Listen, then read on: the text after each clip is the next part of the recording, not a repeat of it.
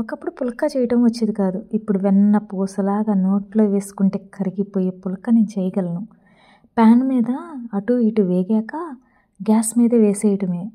బూరెల్లాగా బువ్వని పొంగుతాయి అన్నమాట. భలే ఉబ్బి పొంగుతాయి.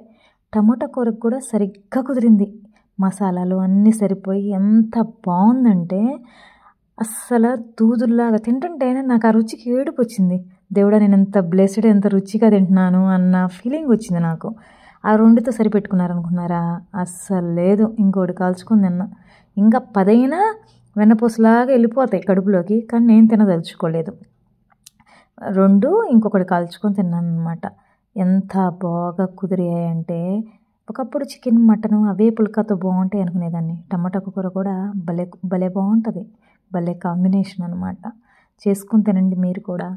ఒక్క కూరైనా రుచిగా చేసుకోండి, ఎంతో బాగుంటుంది.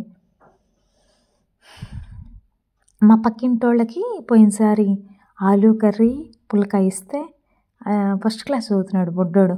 వాడు రోజు ఇంటి దగ్గరికి రావడం, ఆంటీ మీరు ఇచ్చిన పుల్కా ఆలూ కర్రీ అయితే సూపర్ ఉందా ఆంటీ, మళ్ళీ ఎప్పుడు చేసిస్తారు, మళ్ళీ ఎప్పుడు చేస్తారు. ఈరోజు తింటుంటే వాడే గుర్తొచ్చాడు, పాపం ఇద్దామా అని.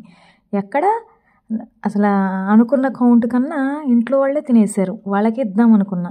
నిజం చెప్తున్నా, బలవంతంగా నేను 3 తింటమే కానీ ఎన్నైనా తినచ్చు. ఒక 7, 8 ఈజీగా పోతాయి లోపలికి. ఎందుకులే ఊరికే తింటాం అని నేను తినలా. ఉత్తాక వెయిట్ గెయిన్ అవటం ఏంటి. అసలు ఈ మధ్య ఇంటర్మీడియట్ ఫాస్టింగ్ కూడా నేను ఉండలేకపోతున్నా. 12కి తిందామని తింటున్నానా, నైట్ 10, 11 దాకా చిరుతిండి తింటానే ఉన్నాను. పాపకి